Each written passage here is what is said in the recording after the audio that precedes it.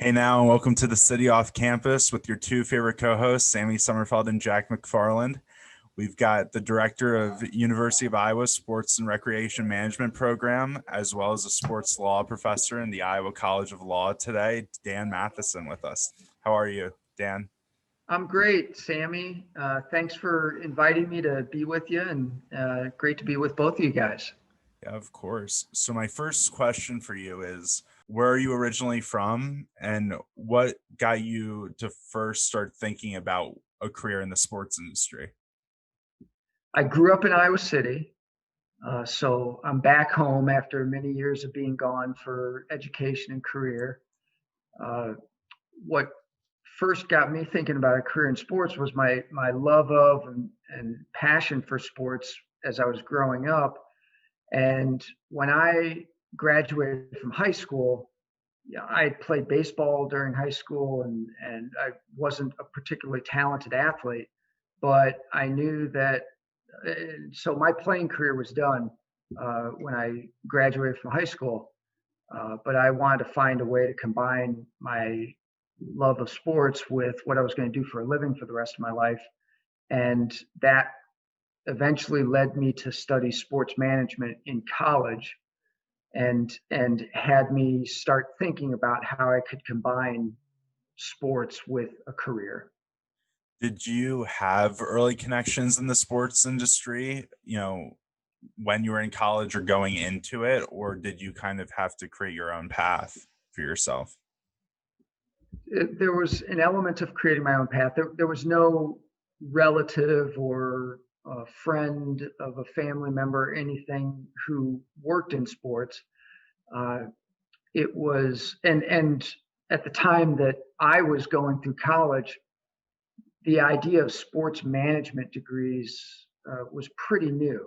There weren't many around the country, and uh, so there was an element of finding my own way.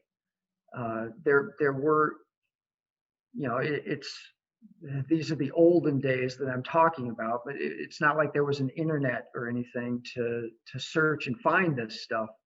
So, I read a lot, read books, read about people's careers who had careers that were inspiring and interesting to me. And so it was really a matter of me just putting myself into a lot of internships and volunteer experiences to start uh, doing what I needed to do to build up a, a, a collection of experiences that might give me some credibility since I wasn't playing sports and needed to find some other avenue into the industry. So you just briefly touched on internships, and during your junior year of college, I believe you had an internship for it was media relations with the Cubs. And while you were there, you met Jeff Anderson, who was the general counsel at the time for the Cubs. In what way did he kind of open your eyes to how sport and law and all of that actually intertwined, and kind of open your eyes to what you were going to get into later in your career? Yeah, it's a good question, Jack. You've done your research. So I interned at the Chicago Cubs, and I developed a mentoring relationship with Jeff Anderson, who was a very generous mentor and also the lawyer for the Cubs at the time. And I was starting to think about graduate school options because I was in my junior year. And I didn't think that I wanted to practice law like a traditional lawyer. The important thing that Jeff helped open my eyes to was the idea that you could go to law school and you wouldn't be pigeonholed into a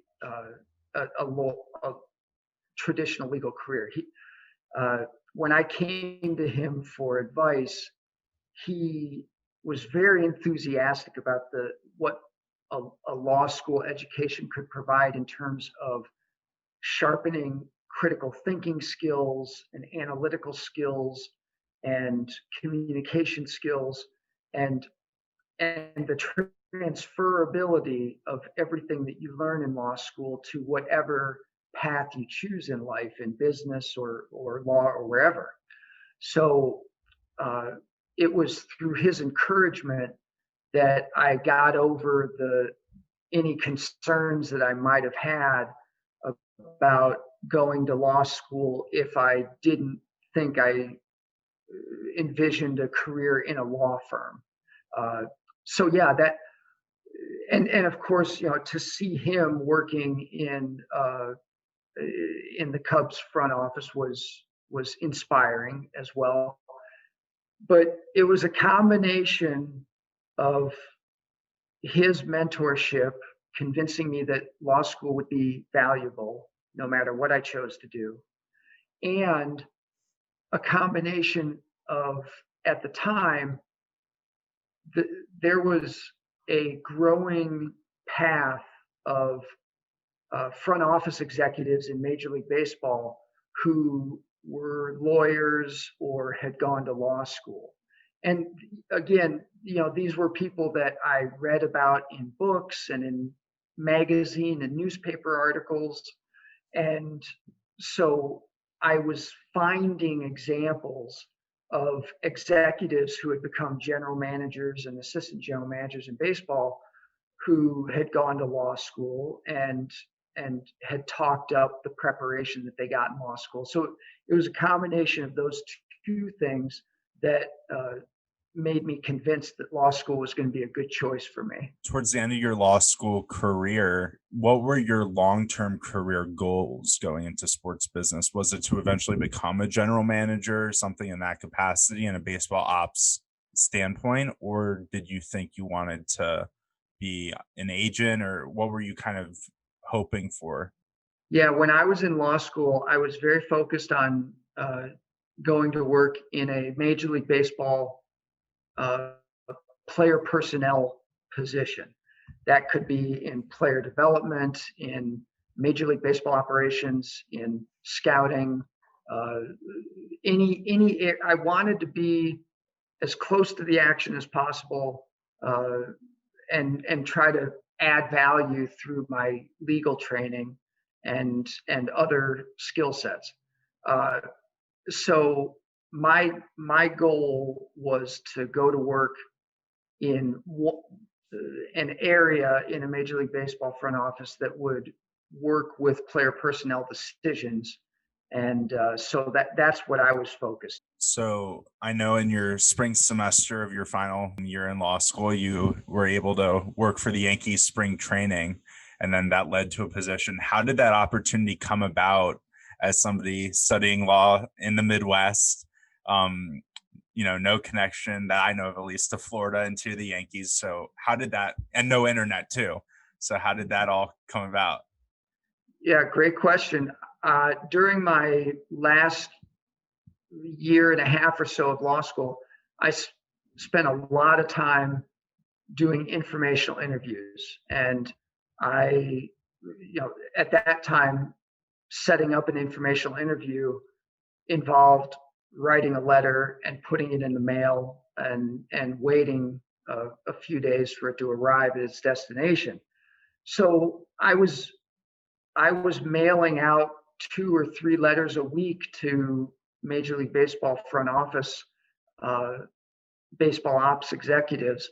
And in that process, I developed another important mentoring relationship with a gentleman who at the time was the assistant general manager of the Houston Astros, Tim Purpura. And he took an interest in me because he had also gone to law school and then gone straight into baseball. And so he saw some similarities in the path that I was following.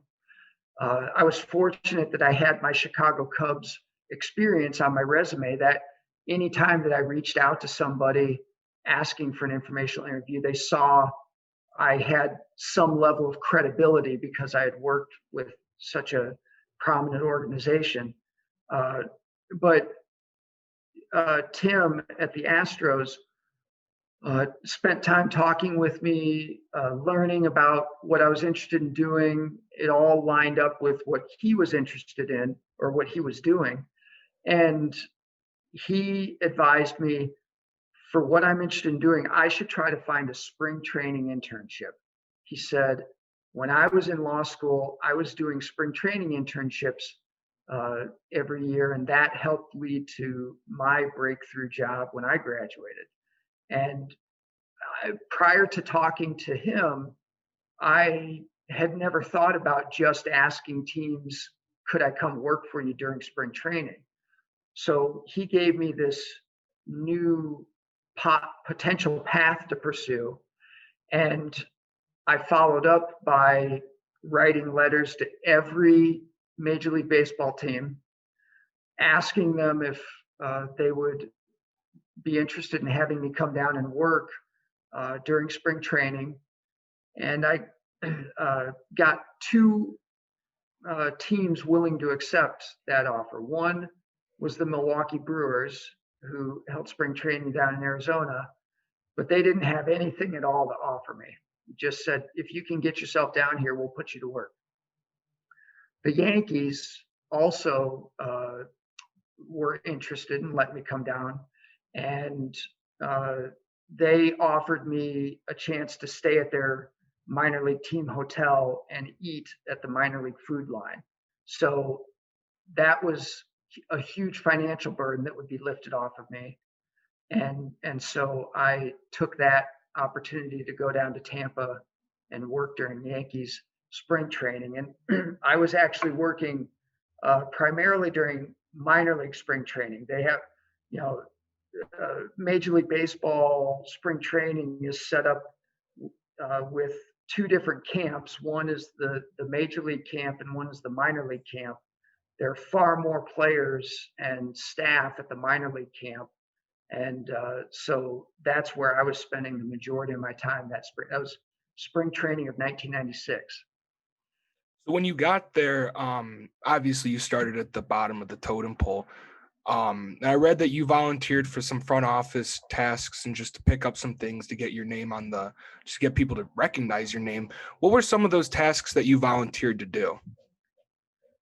Jack, it's pretty ugly. I was given the lowest of the low grunt work that you can imagine. So it was really interesting. And this is another example of where the mentoring really paid off, because when I told Tim Purpura at the Astros that the Yankees had invited me to come work during spring training, he counseled me and said, don't turn your nose up at any task they give you. He said, they're going to give you some things that might surprise you, like going to fetch coffee or sandwiches. I was about to ask like coffee. That. Yeah. He prepped me well for that. And if I hadn't had his encouragement to say, they did the same thing with me when I was doing spring training internships. So he said, don't let that get you down. Just do everything to the best of your ability. And with his encouragement, I went there and they did things like, they really assigned me basically to the clubhouse crew. And I was helping hang uniforms in lockers. I was helping set equipment up on the field for different drills. I was doing anything and everything. It was very physical labor, and out in the sun during spring training, it was not the front office work that one would think a third-year law student is ready to get involved in. The important part of that is that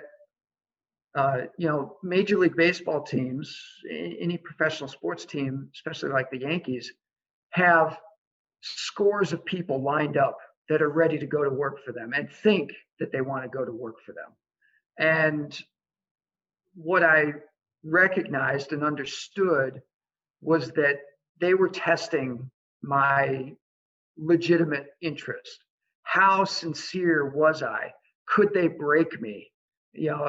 Did I go down there with one idea, and once I learned what it was really like, they'd never see me again. So during the minor league spring training lasts for 4 weeks, and during about the first 2 weeks, I was doing such a good job and paying such close attention to detail and taking on extra duties, volunteering for anything that I could, that they started to give me more and more responsibility because they trusted me. They recognized that I did pay attention to detail, and that when they gave me something, I would get it done. So at a certain point, they started making me responsible for making sure that all the drills on all the different fields were set up appropriately. And at minor league spring training, we've got 4 baseball fields, we've got several batting tunnels and bullpens and so forth. So, and with so many players there at once and staff, having everything where it needs to be at the precise time is really important throughout the day to the schedule. And so they gave me that responsibility, and then they were watching how I handled that. And at a certain point, coaches were starting to come up to me and say things like, "This is the best run spring training we've ever had. Like, you're really killing it." And they were surprised. They were coming up and asking me questions like, "Somebody told me you're a law student. Is that right?" They couldn't believe it. So I could tell that they were they liked the work that I was producing and were pleasantly surprised by the output. And then I had an opportunity. I went into the director of player development at the time and said, "I've got all my stuff done outside on the field. Is there anything in the office that you could possibly give me that I could work on?" And he had a stack of the gentleman was Mark Newman, who became vice president of player development and scouting, and who ultimately hired me, and was an important influence on my life. Mark had a stack of reports from different games that had been played during spring training, and he had a certain way of recording that data that he wanted done. And so he showed me how he kept that data, and he handed it to me and said, "Go work on this. I'll let you record all this data for me." And so I think when he handed that to me, he thought, this will keep him busy for the remainder of spring training. And as I'm explaining, I'm explaining to you that I was trying to do everything better and faster than they could possibly imagine. And so I took that stuff and I worked all night. I stayed up all night, completed all of the reports that he was looking for. I showed up first thing the next morning and put those reports on his desk. And I could tell that he was really pleased and surprised that those were all done. And that just continued to open up more opportunities for me during the remainder of spring training. And then the last great piece of advice that Tim Perper at the Astros gave me was, he said at the end of spring training, every club holds a big meeting where every player's name is on the board, and the staff is going around assigning players to the different minor league affiliates based on what they've seen during spring training, based on what they did last year, based on what their projections are. And he said, do whatever you can to get into that room, because you're going to learn so much. You can soak up so much knowledge. You can, you want to be there if they'll let you.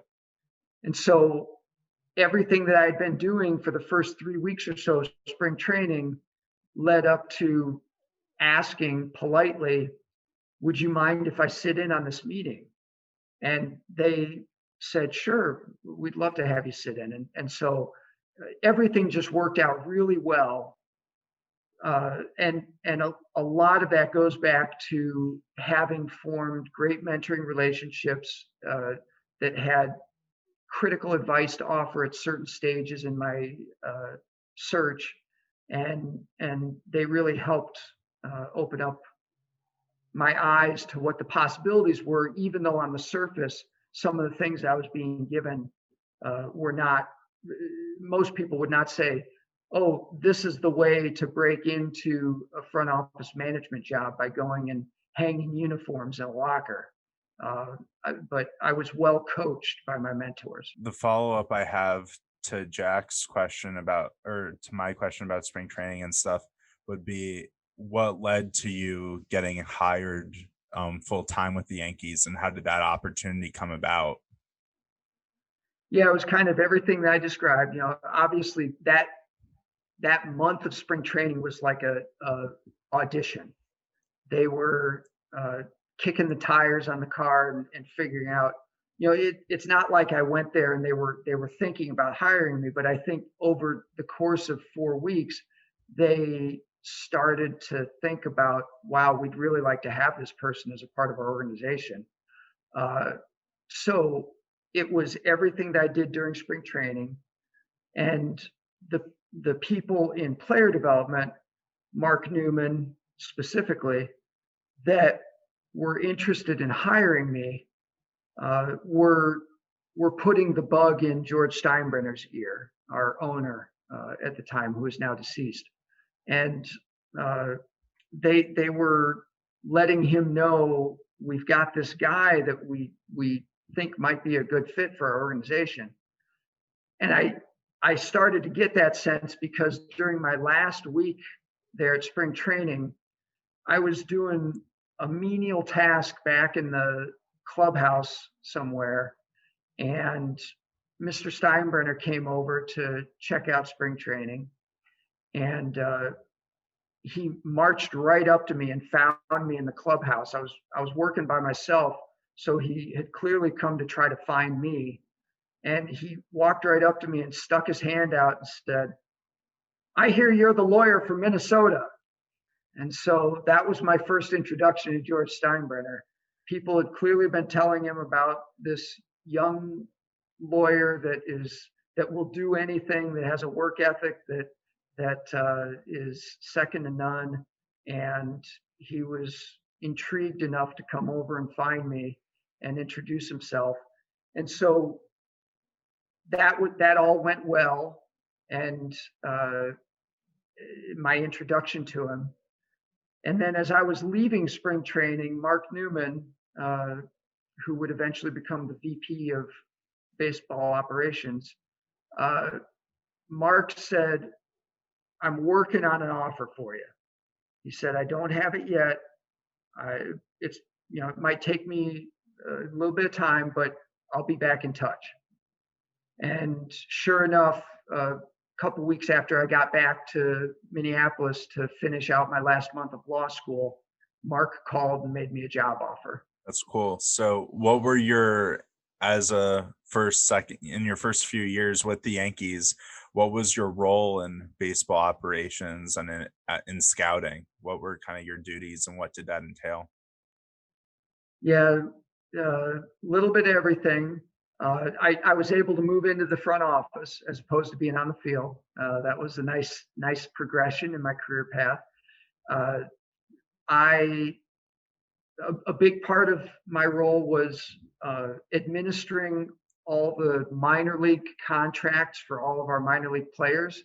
So in a Major League Baseball organization, you've got players who are on the 40-man roster who have signed major league contracts, and you've got 120, 130 minor league players under minor league contract, all employees of the Yankees or any other team.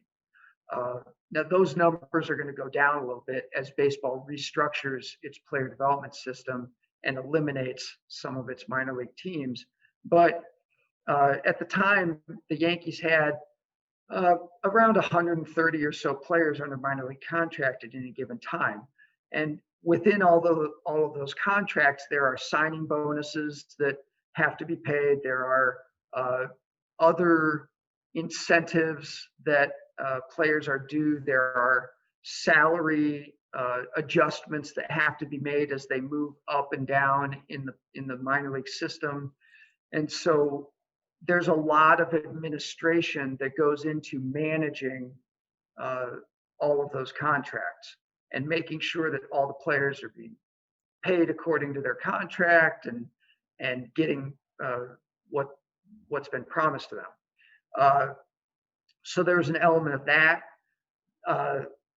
Another big part of what we did, because I lived and worked in Tampa, Florida the entire time that I worked for the Yankees.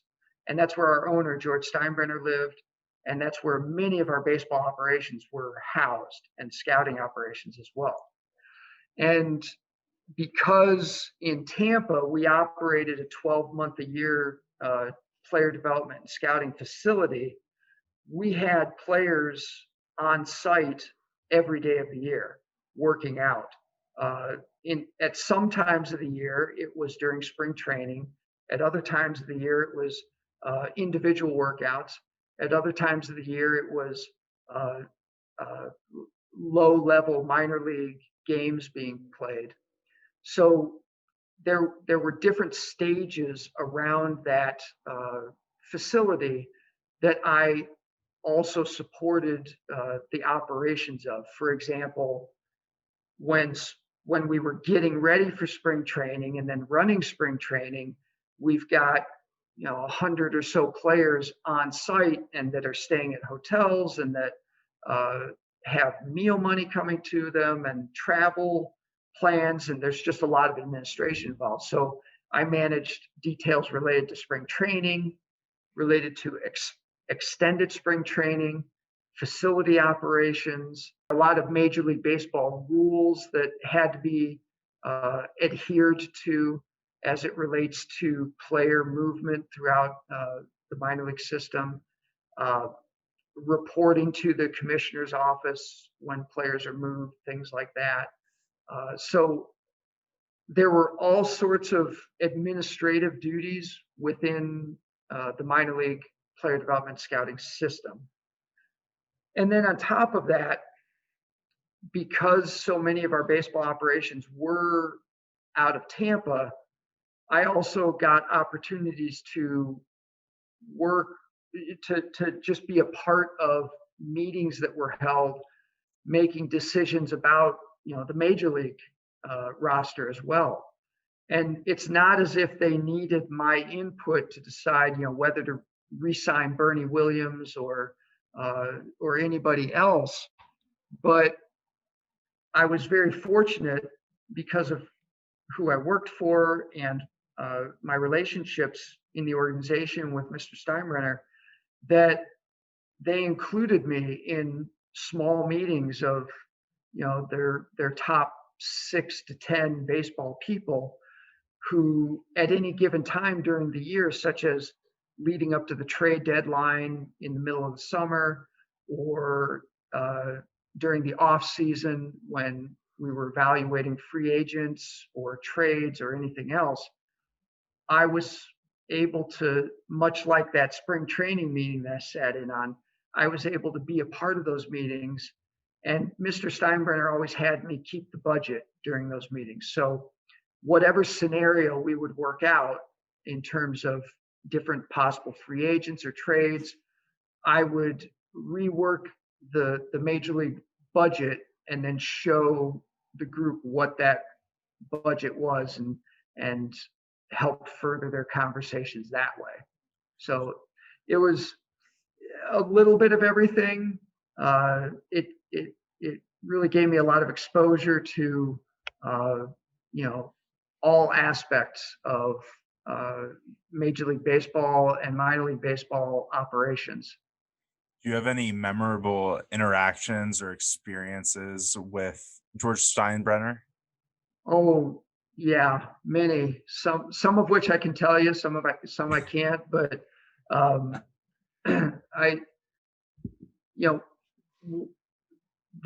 Steinbrenner, I loved the man. He was very good to me, and I really enjoyed him and his personality, as bombastic as he could be. Somehow I just understood where he was coming from and got along well with him, and I think he appreciated me as well. We, even after I left the organization, we continued to exchange letters every now and then. but at the, in terms of entertaining stories involving Mr. Steinbrenner,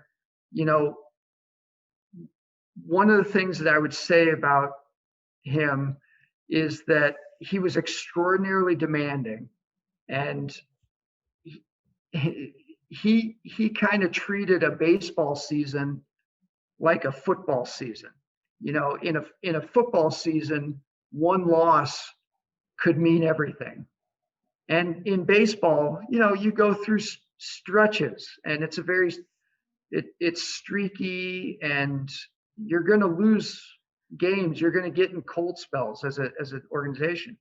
And so, losing 2 or 3 games in a row, there would be very concerning times.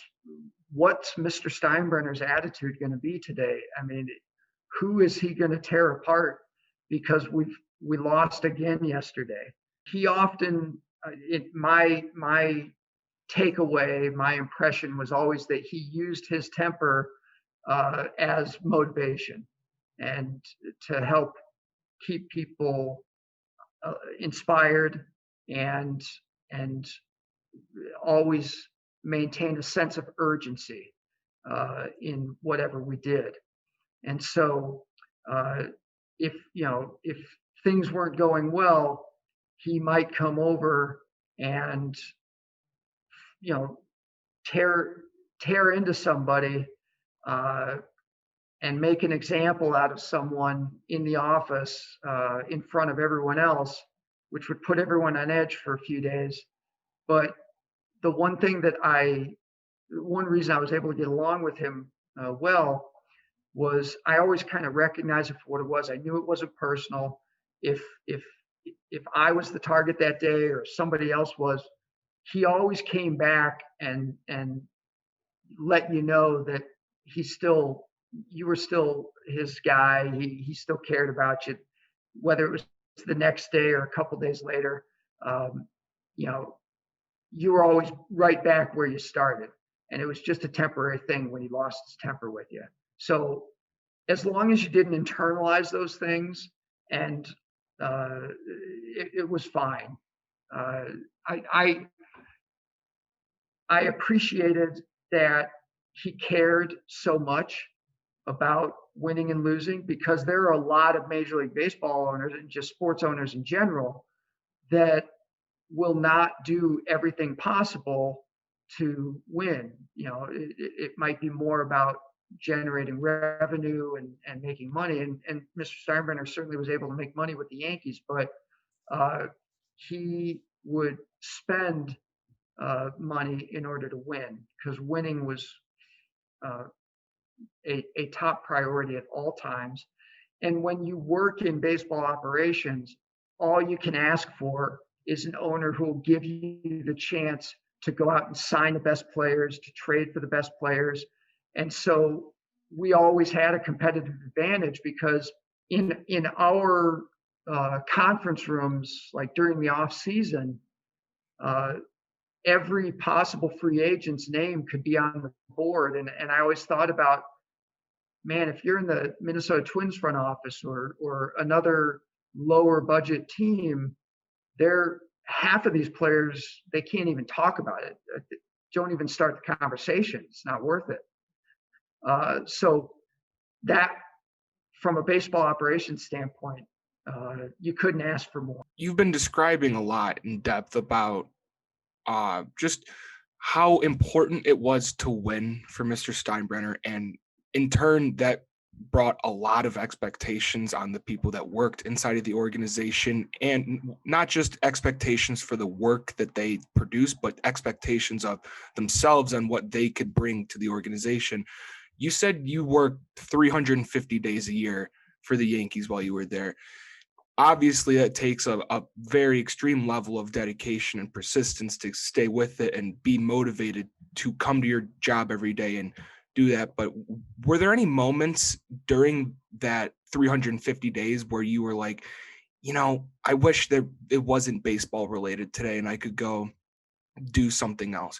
Because I feel like there's not really a lot of people in the world who can relate to a job that you only technically have like 2 weeks off the entire year, and the rest of it you are focusing on the product.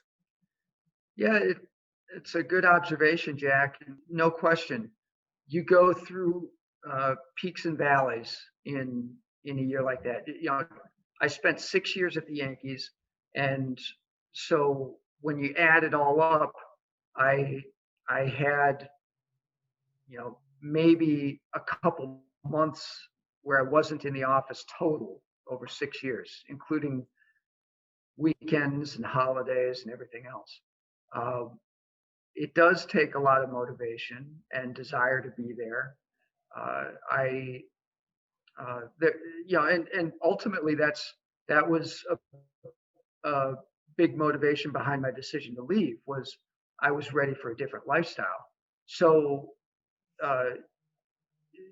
as I was going through it, obviously I was making the decision that I wanted to be there, and it was what I wanted to do at that point in my life, no question about it.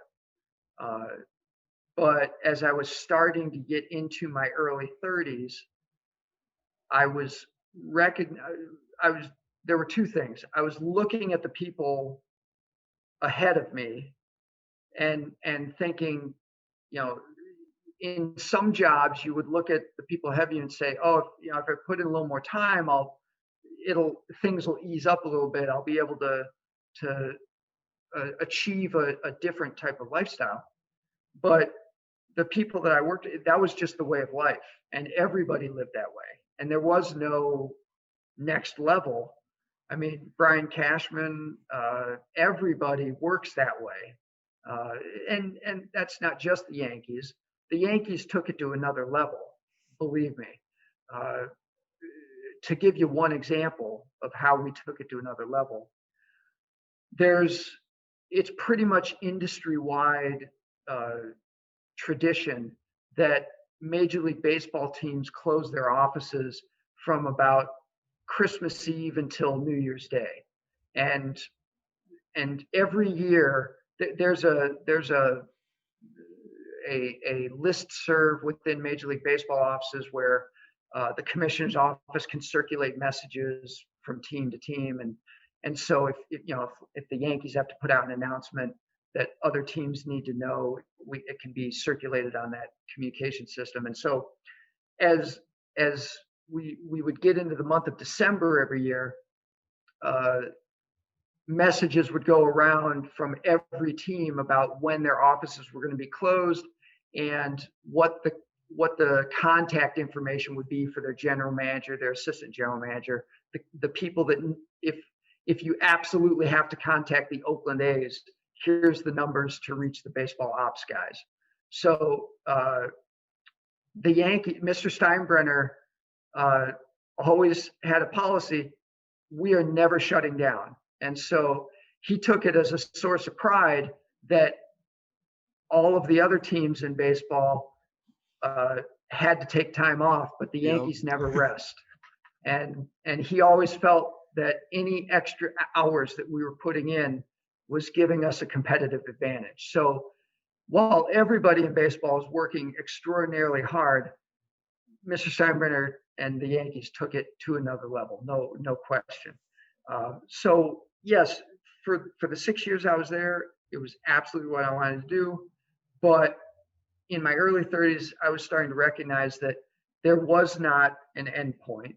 It would always be that way if I stayed in baseball operations. And player personnel is just kind of that's the lifestyle. And in most sports, you're working an extraordinary amount. And then I was evolving as a person and recognizing that there were other interests and hobbies and things that if I lived that way for another 30 years, I was concerned that I would look back with regret on only having gone into work every single day of my life. So yeah, that was what you asked about in terms of the severe commitment to working. was part of what inspired me to move on after 6 years. Before we transition to what you did after your tenure with the Yankees, one thing that I do want to mention is you were there for 4 World Series championships that the Yankees won. What is a memory that kind of summarizes or recaps those championship experiences for you? Yeah, good question. And that part of that, what you just brought up is in response to Jack's question. A big part of motivating you to work 350 or 355 days a year is winning the World Series every year. So that helped. Yeah. But yeah, we won the World Series my first year there in '96, and then we lost in the ALCS in '97, and then we ripped off 3 straight World Series from '98 to 2000. And then we lost in the 9th inning of Game 7 in 2001, just shy of 4 in a row. So one of my most memorable moments from that, well, there are two that are opposite extremes. So in '96, and this kind of goes back to the idea of just put your head down and work. In '96, I had worked in spring training as an intern, went back to finish up law school, and then I went to work full time in mid-May and finished out the season, and we won the World Series. I was so low on the totem pole at that point. I didn't go up to New York for any games or anything like that, and I'll never forget the day after we clinched the World Series. You would have no idea around our office in Tampa that we had just won the World Series. Like, I remember going into Mark Newman's office, and it was just another day of work, like time to start preparing for the next one. Yep. So that was a level of intensity. I was brand new to what winning a world championship was like, and that really struck me as, wow, like there is no time to even, whoop it up for a minute and say, hey, everybody take the day off and let's have fun. We earned it. So that was intense. As I progressed in the organization and had more opportunities to go up to New York for World Series games and things like that, 1999 was a memorable experience for me because we played the Braves in the World Series, and the Braves at that time had won 1 World Series in the 90s and a lot of National League championships, and we had won 2 World Series at that time in the 90s, and so the media was billing it as the winner of this series will be the team of the 90s. And it was a big matchup, and we ended up sweeping the Braves in 4. I was there for the clinching game, and I wound up after the game in a very exclusive players and some front office staff post-game celebration party at the Plaza Hotel, and so that was just and it was fun to just be in that environment. It certainly, it was the players' time to celebrate, but just to be around those players and seeing them experience that ultimate high. It was Roger Clemens' first World Series championship, and that's somebody who was a legend and was waiting for his first opportunity. There was just so much to soak in. So in response to your question, 99 was that ultimate high point. That's cool. So transitioning from the Yankees to then going into a career path with the NCAA. How did that opportunity kind of come about, and what drew you to the NCAA? When I made up my mind that I was ready to move on from the Yankees, I had a real serious heart-to-heart talk with Mr. Steinbrenner, told him what my intentions were. My intentions at the time were to relocate closer to the Midwest, closer to my family and friends and roots. And I intentionally was not searching for what the next job was yet. And part of that was because I considered it very important to make sure that Mr. Steinbrenner recognized that I was being loyal to him, and I did not want him to interpret me searching for another job while I was working for him as a sign of disloyalty, because I was afraid he would take it that way. And frankly, I wanted some time off anyways. So I eventually left the Yankees. I helped transition into the next person coming into my role, and then left the Yankees, and I took 6 months off. And during those 6 months, I was exploring, what do I feel like doing next? After 6 years of working essentially every day, I needed a little time to decompress and get my senses before I could really think about what I was going to be enthusiastic about next. And so in that process of talking to different people and exploring my options, I was put into touch with somebody on the enforcement staff, a director on the enforcement staff at the NCAA, Mark Jones.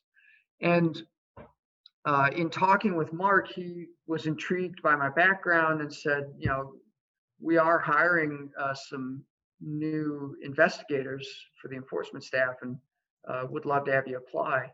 And so I did. And I was considering a few different jobs at the time. I was interested in college athletics.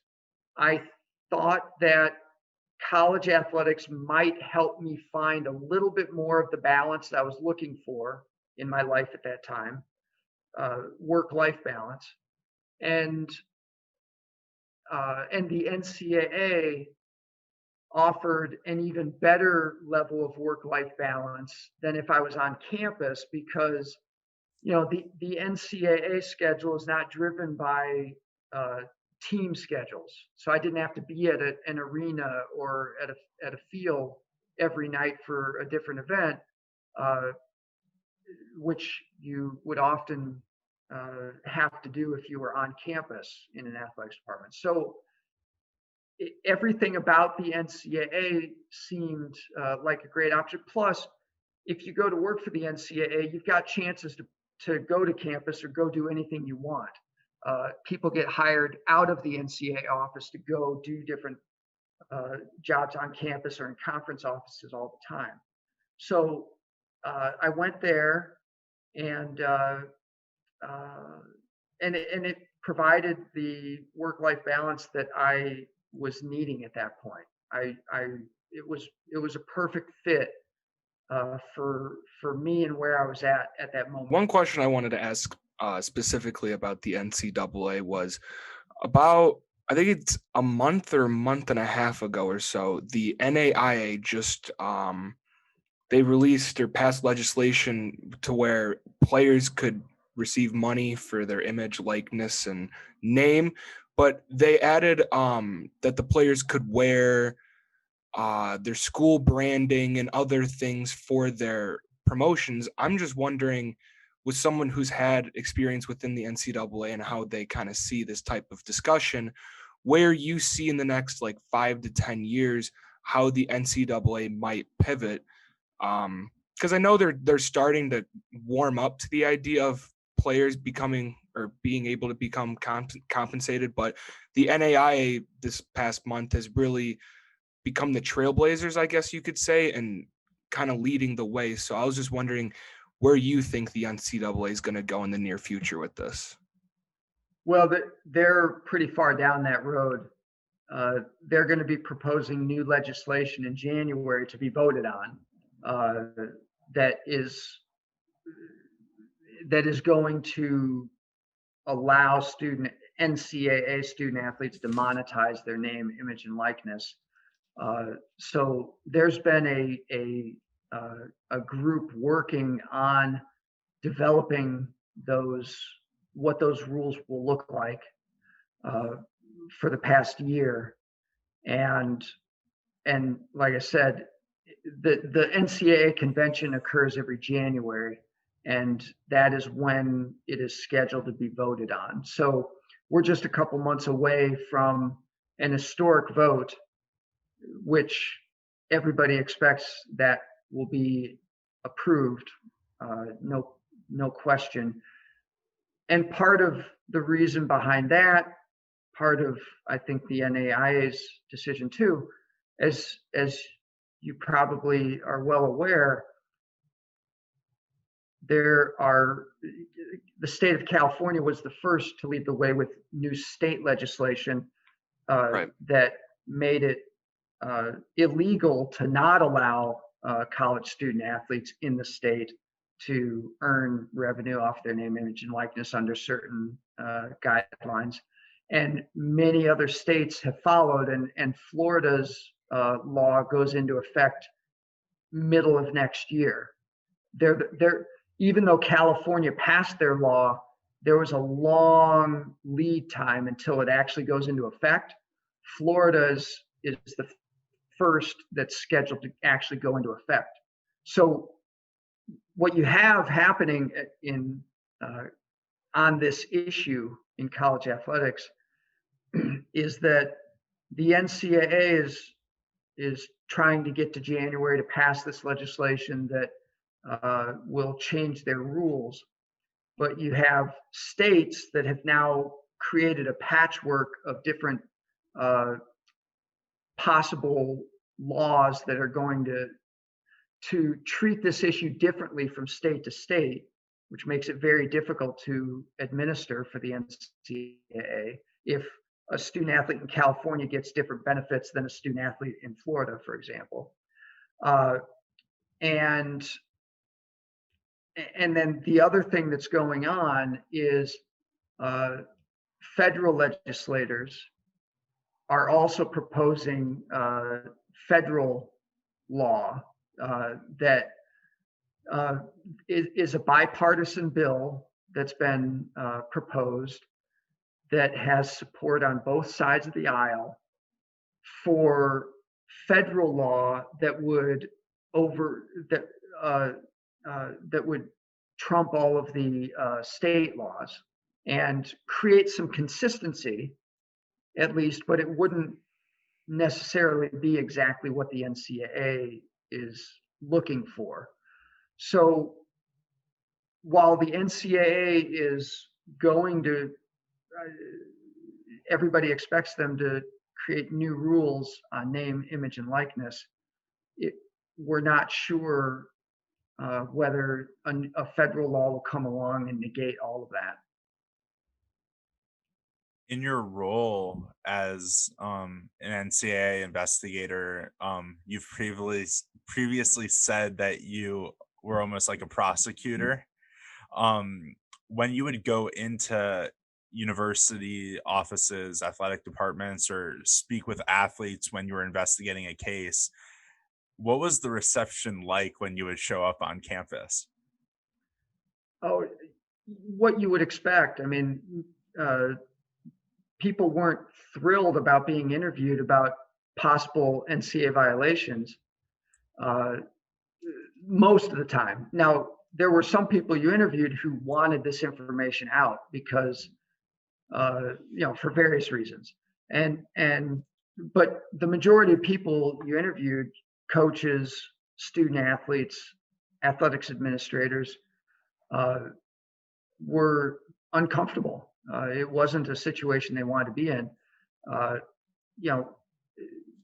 When I've described it as kind of like being a prosecutor, the NCAA has an extensive rule book that the NCAA is kind of like an administrative law agency.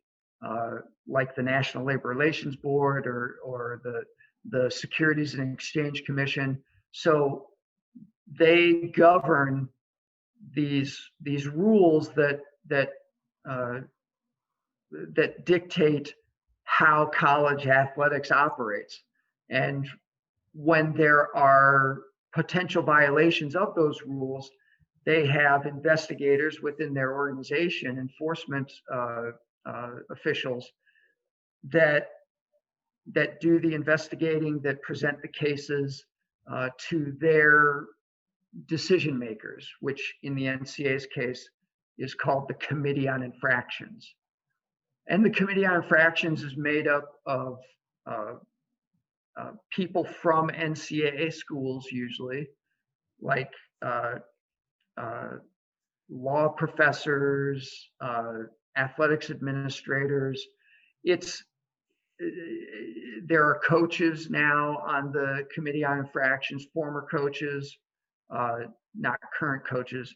But the idea, sometimes lawyers from private practice, judges who are serve in the judiciary, that it's intended to be a group of decision makers that are somewhat representative of your peers. So if you're a school and your guilt or innocence, for lack of a better terminology, is being decided by people who are respected decision makers and people who work within your same industry, there's a goal of having those decisions about guilt or innocence being accepted, if based on who the decision makers are. So it's an interesting process.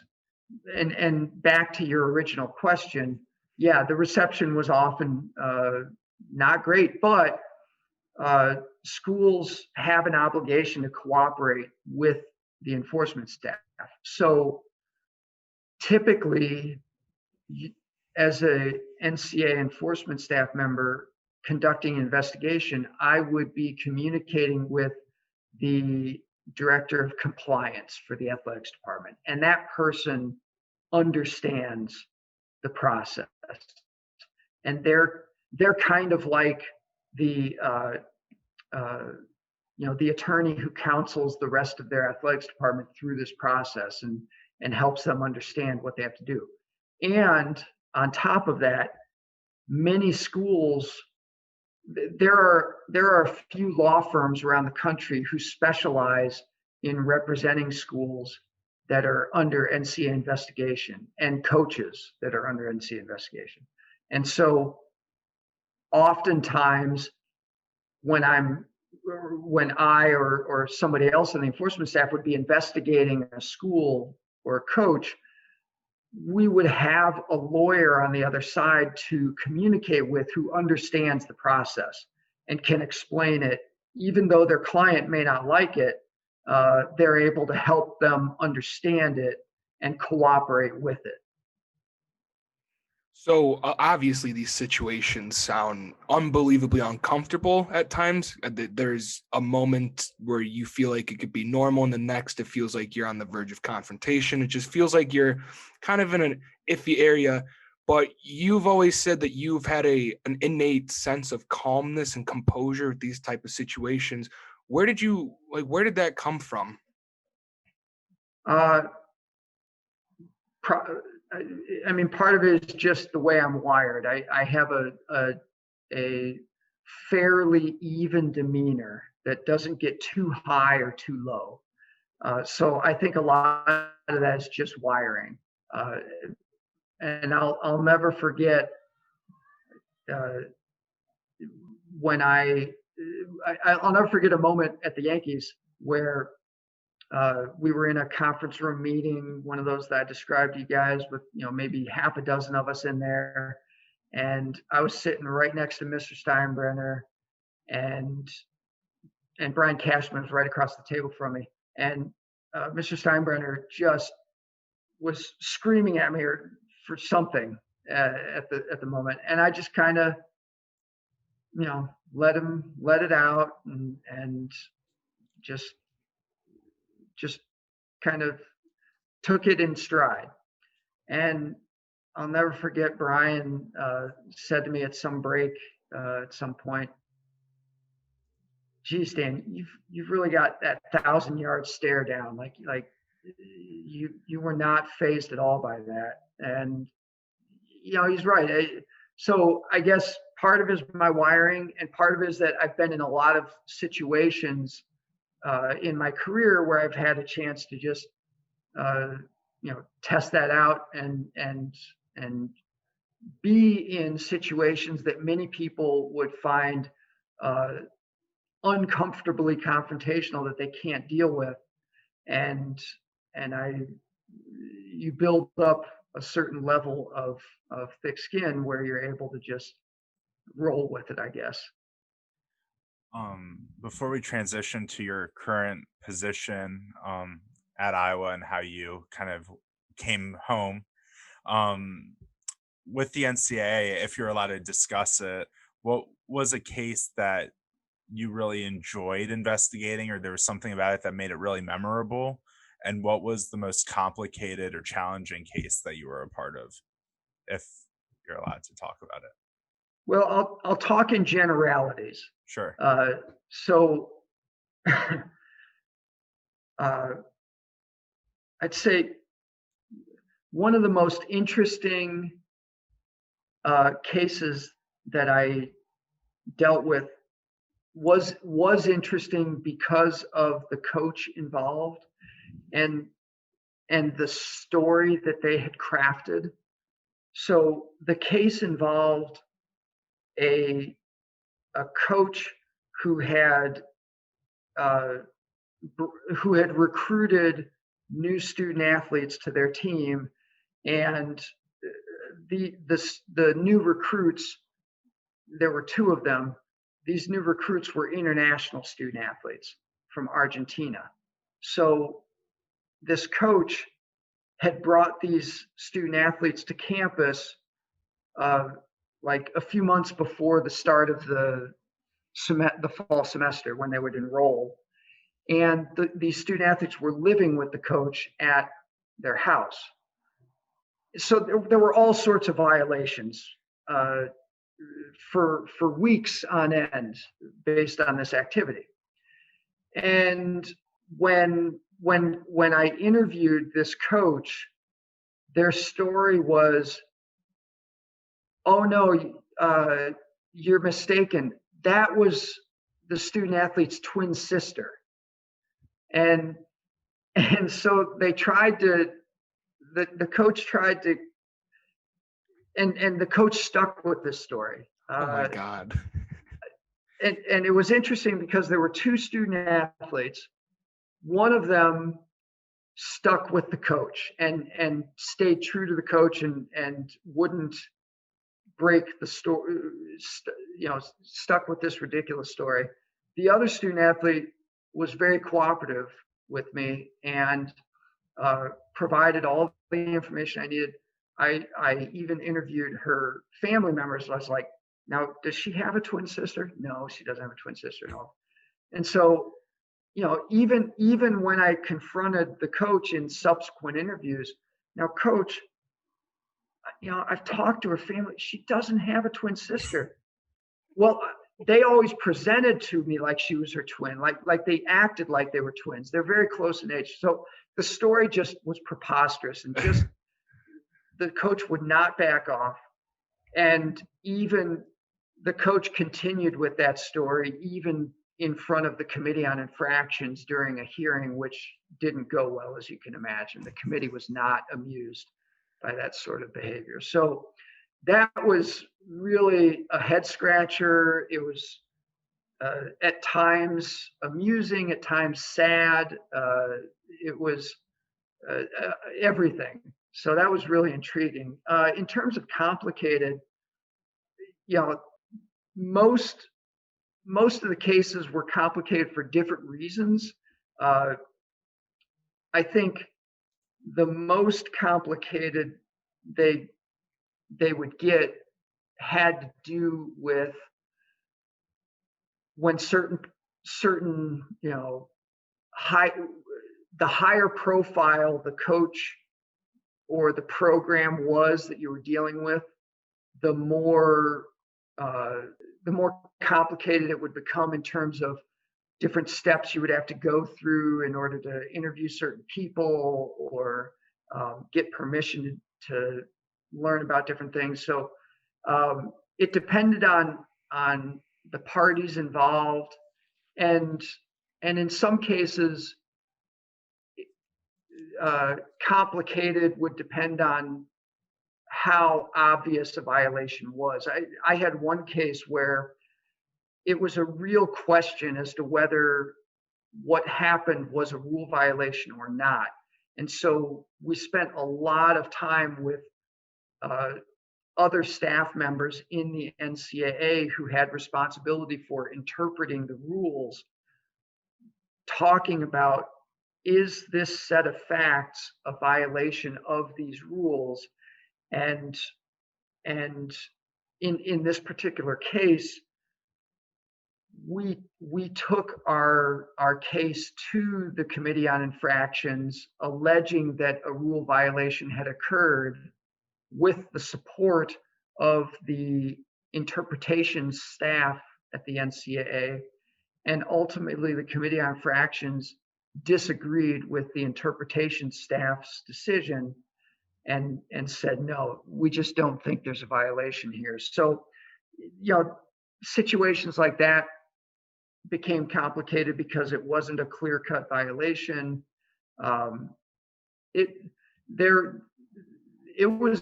was really an intriguing job, and I enjoyed it very much while it lasted. I spent 9 years on the enforcement staff at the NCAA, traveled all over the country to do it, and it was exactly what I needed at that point in my life. I will say, I really enjoyed the people that I worked with at the NCAA. The organization is filled with several hundred staff members who are incredibly enthusiastic and passionate about the student athlete experience in college athletics, and it was an enjoyable group of friends and colleagues to go to work with every day.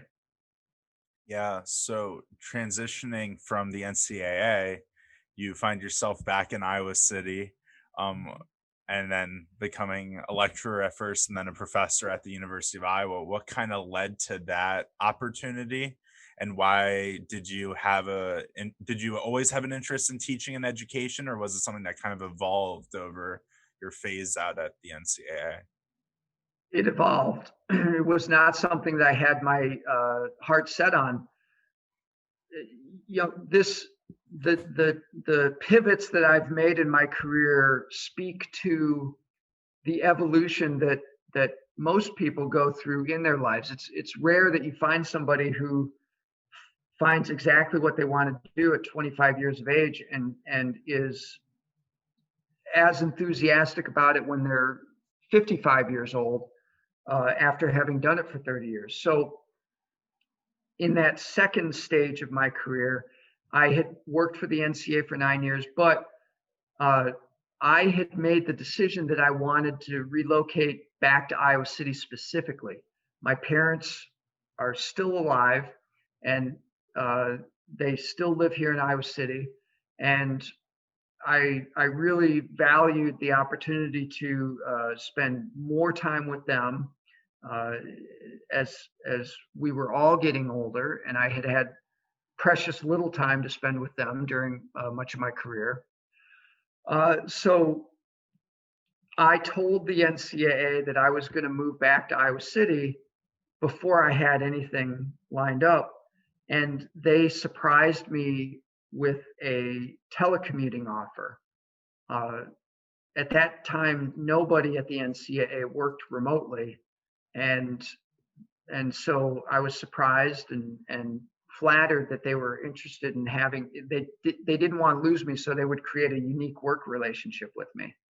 So after my 6th year working at the NCAA, I had told them that I was going to move back to Iowa City, and they made me the telecommuting offer. And so I spent my last 3 years when I was working for the NCAA living here in Iowa City and being signed into the office during the day. And I would travel back to Indianapolis to the home office every month during that time and spend several days there during the month. But my office was technically in Iowa City. So during those 3 years that I was here in Iowa City working for the NCAA, I was guest speaking in classes on campus, and I was starting to mentor law students at the Iowa College of Law that were interested in working in sports. And through those experiences, I became more interested at that stage of my career in working with young people who wanted to follow a similar path to the one that I did. And I felt like I was at a stage in my career where I had a lot of experiences to be able to give back to students. And so an opportunity came up to join the faculty here, and I was in the right frame of mind to make the leap and leave the NCAA at that point. So with, you're making the leap into being a teacher at Iowa and a professor, how did you develop your teaching philosophy, and what is your philosophy? And what are the origins of some of the instrumental educational classes and tools you use within that philosophy, such as field trips, practicums, and other classes like your negotiations class? Yeah, so coming from the background, the non-traditional academic background that I have, clearly experience-based education was very important to me. I love lecturing and teaching students in a traditional classroom format, but I especially love putting students into real world scenarios where they can learn by doing and applying what they learn in the classroom to either hypothetical or actual challenges. So from the very beginning, I built into my traditional classes, as many hands-on experiences as possible, whether it was contract negotiation experience or field trips, as you mentioned, or practicum experiences where I would be able to, which were more like a hybrid between an internship and a traditional class. So experience-based learning is really the foundation of my teaching philosophy that you asked about, and what motivates me in most of my class development.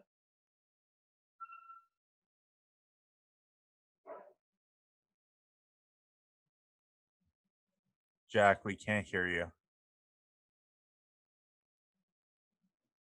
And Mike, you have a quote saying, "I now have a lifestyle a lot of my colleagues in sport envy." Is this basically what it is, being in this classroom setting, being able to impact young journalists, young law students, young whoever wants to be in the sports industry? Is this what you really find enjoyment in, and you just think your colleagues wish you had your job? Oh, I think that, that quote is based on after I made the leap. So this is my 10th year at Iowa. I've been in Iowa for about 9.5 years now. And so when when I transitioned from the NCAA to teaching full time, I talked to a lot of my colleagues over the years because I stay in touch with my friends and colleagues back in the business, and many of them at different times have asked about, what's it like? If I was thinking about making the leap myself, what sort of things should I consider? So I've definitely had a lot of conversations with colleagues in the industry over the years who are intrigued by what it's like to do this full time. Some of whom may have taught a class here or there, and wish that there were more opportunities to do it full time, or or teach more classes than they already do. But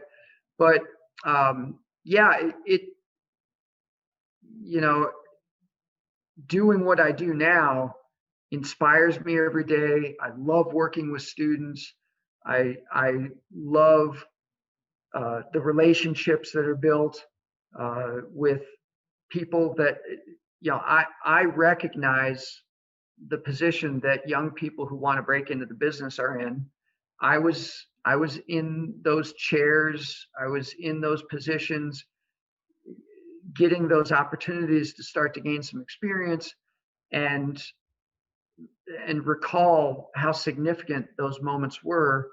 And so I just really enjoy that opportunity now that I have to help somebody who might just need a push in the right direction, might need varying levels of support to find where they belong or what their next opportunity should be, or even helping our alumni that are done with school and helping them figure out how to negotiate a job offer or other things that come up in their careers.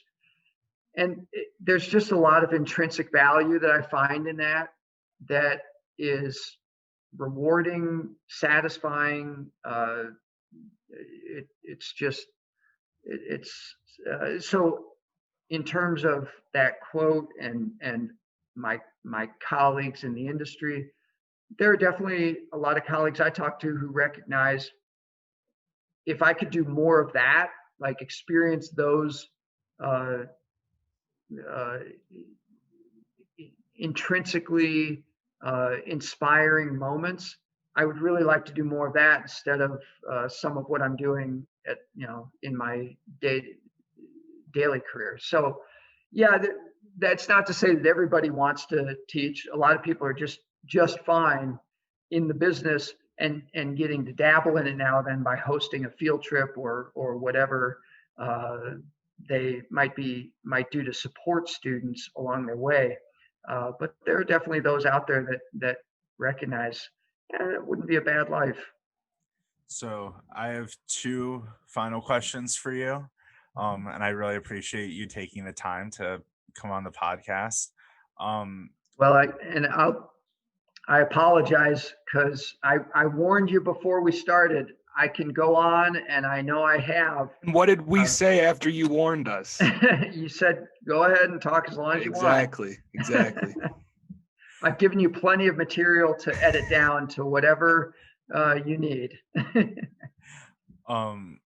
So one of my final questions for you is, you did graduate as a Cyclone coming out of undergrad, but one thing that is very prevalent if somebody meets you, if they see what you're posting on social media, is you have a lot of Hawkeye pride. What does being a Hawkeye mean to you?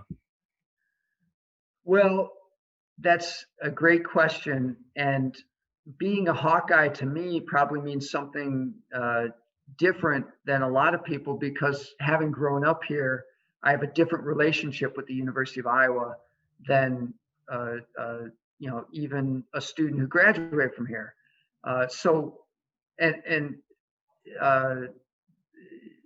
This may or may not surprise you, but even having gone to Iowa State and graduated from there, I never fully converted to being a Cyclone. Having grown up, I grew up literally a mile away from Kinnick Stadium. And Wow. that's where I spent my childhood and was around it. I grew up with my dad taking me to Iowa wrestling matches when Dan Gable was a new coach in the 1970s, winning national championships year after year. When they wrestled at the field house, not, Carver Hawkeye wasn't even conceived of yet. And so I've got a relationship with the Hawkeyes, Iowa, the University of Iowa, that is that spans many decades and goes beyond just the campus, and it involves the community and everything. But being a Hawkeye to me is I've been incredibly supported, and one of the things that I love about being a Hawkeye is the support that I feel for what I want to do professionally, what I want to do with students to help them get further in their careers, different opportunities that I have to provide service to the university, for example, like serving on the presidential committee on athletics and different opportunities like that to stay connected beyond just my teaching, opportunities to teach in the College of Law, even though my primary appointment is in the College of Liberal Arts and Sciences. What I have always found as a Hawkeye faculty member is a high level of support, colleagues and administrators who are interested in finding a way to make things work. And that doesn't happen everywhere.